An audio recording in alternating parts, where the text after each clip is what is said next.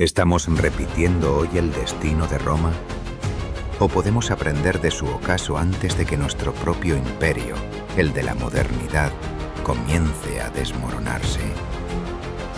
Roma no cayó en un solo día, ni por una sola causa. Fue un proceso lento, casi imperceptible, un desgaste interno que comenzó mucho antes de que los bárbaros cruzaran sus fronteras. Mientras sus ciudadanos celebraban victorias, las raíces del imperio se debilitaban.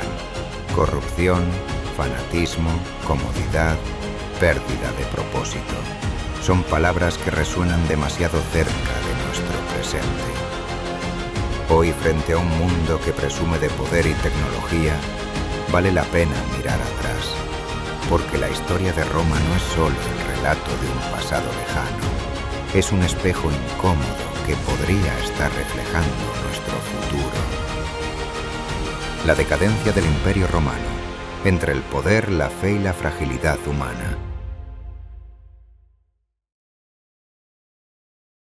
Roma, el imperio que dominó el mundo, parecía eterno.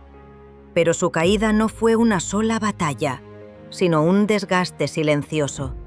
Decisiones políticas fallidas, fanatismo religioso, corrupción y una sociedad cada vez más cómoda y ajena al bien común.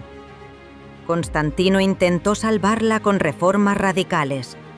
Convirtió al cristianismo en religión oficial y fundó una nueva capital, Constantinopla, en el cruce de Europa y Asia. Décadas después, Teodosio dividió el imperio en Oriente y Occidente, pero nada detuvo el declive. Mientras unos veían el fin de los tiempos, otros denunciaban la pérdida de las antiguas virtudes romanas. El gigante envejecía y se derrumbaba desde dentro.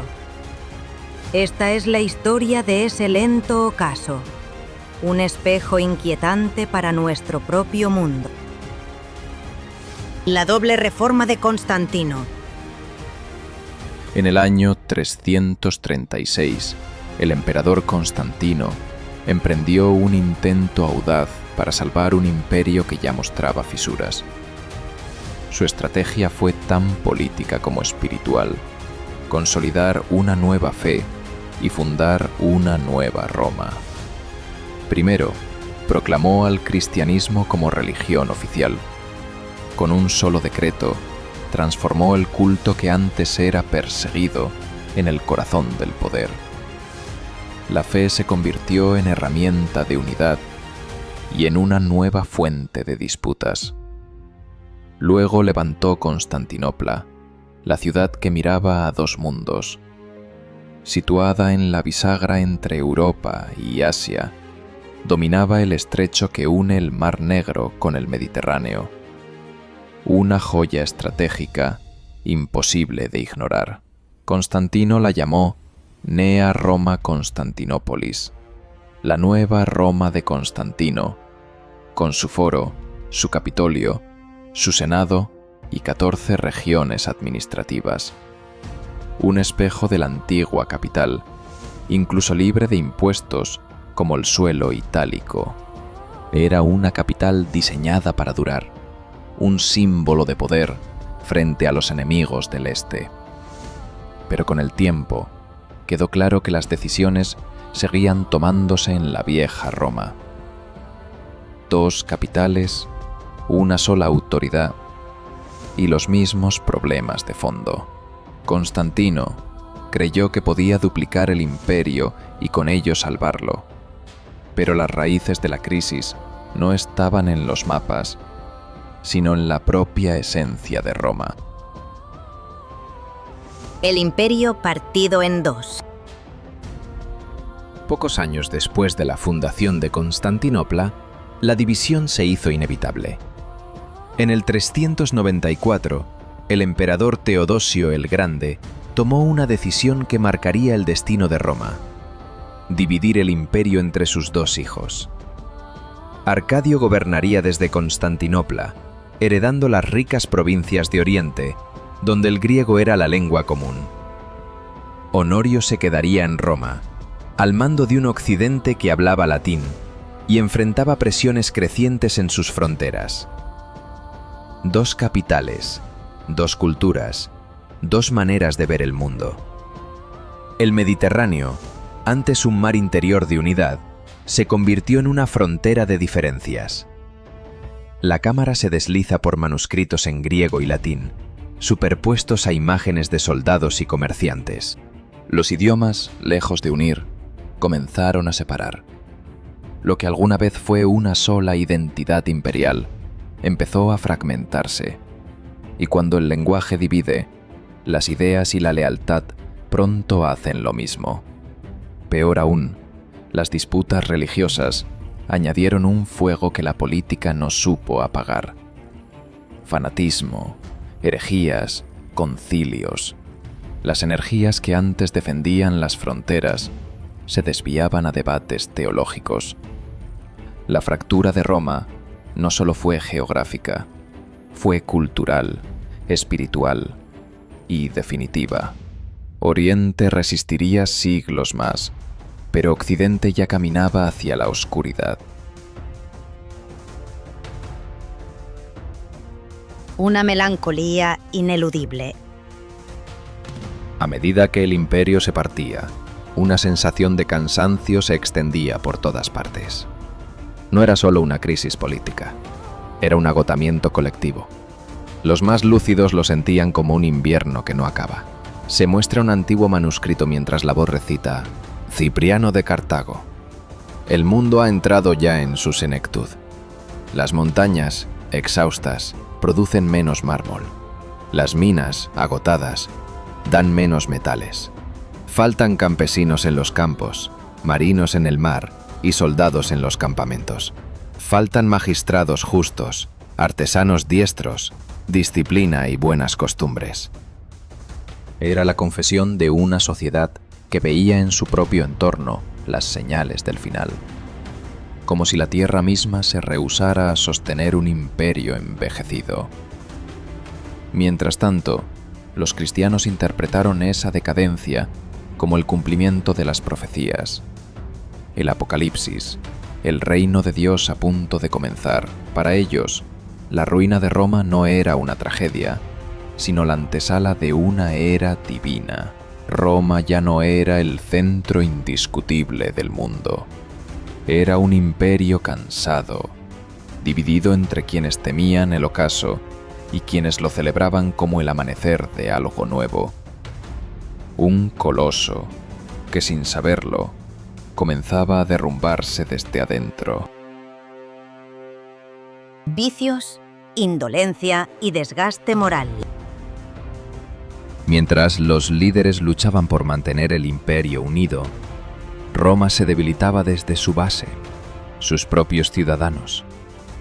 El espíritu austero que había forjado su grandeza se desvanecía en medio de la comodidad y el exceso. Los jóvenes romanos pasan las noches en las plazas tocando el tambor. Se dejan el cabello largo como los bárbaros y visten con chaquetones de piel.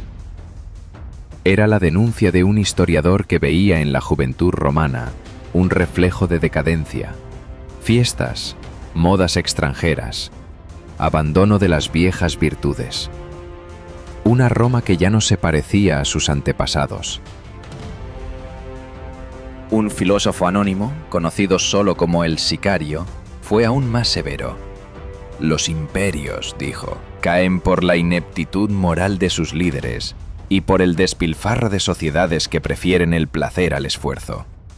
La vigilancia contra estos vicios, advertía, es casi imposible, porque la naturaleza humana prefiere relajarse hasta la extinción antes que superarse.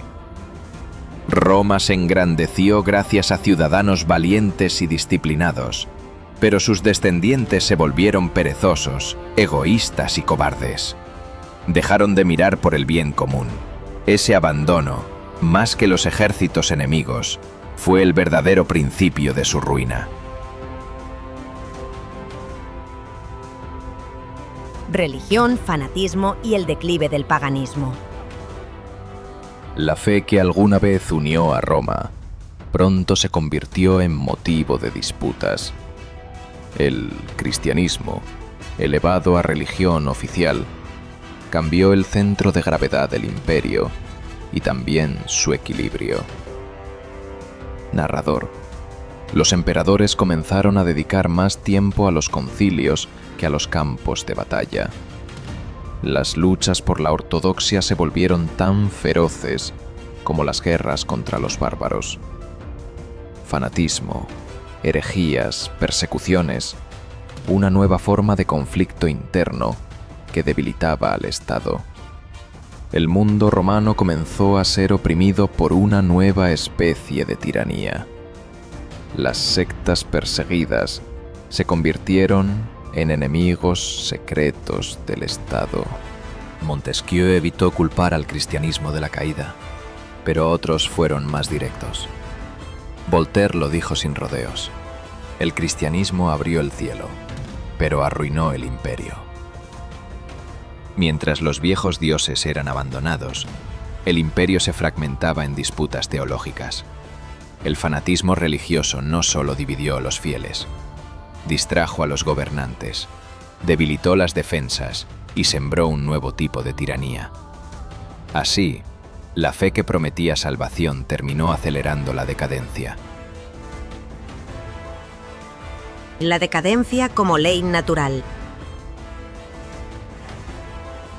Para algunos pensadores, la caída de Roma no fue un accidente, sino un destino escrito en la naturaleza misma de los imperios. Todo lo que nace, crece y muere. Imágenes de libros antiguos, sus páginas pasando lentamente. Frobenius y Spengler hablaron de los imperios como organismos vivos.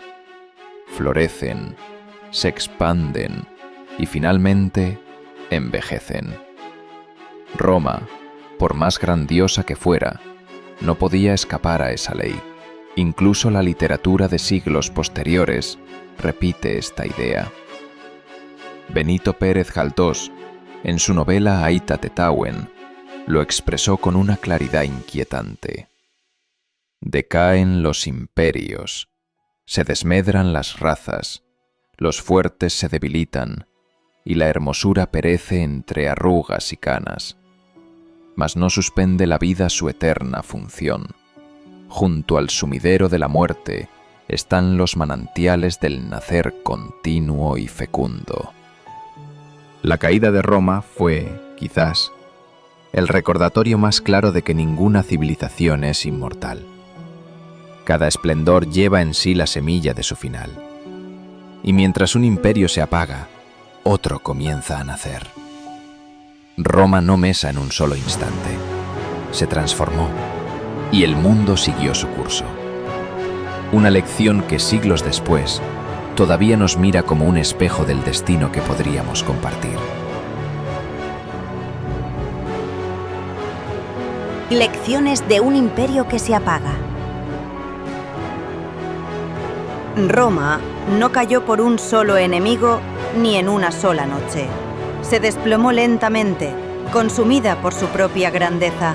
Divisiones internas, fanatismo religioso, pérdida de virtudes, líderes incapaces y una sociedad que prefirió el confort al sacrificio.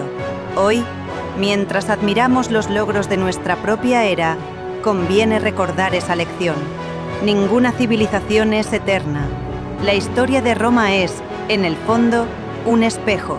Nos muestra cómo la arrogancia y la indiferencia pueden acelerar la caída de cualquier poder, por invencible que parezca. Si esta reflexión sobre la decadencia del Imperio Romano te ha hecho pensar en nuestro presente, apóyanos para que la historia siga viva. Dale me gusta, comparte este vídeo y suscríbete al canal para más relatos donde el pasado ilumina el futuro. Porque entender lo que fue Roma es entender lo que podríamos llegar a ser.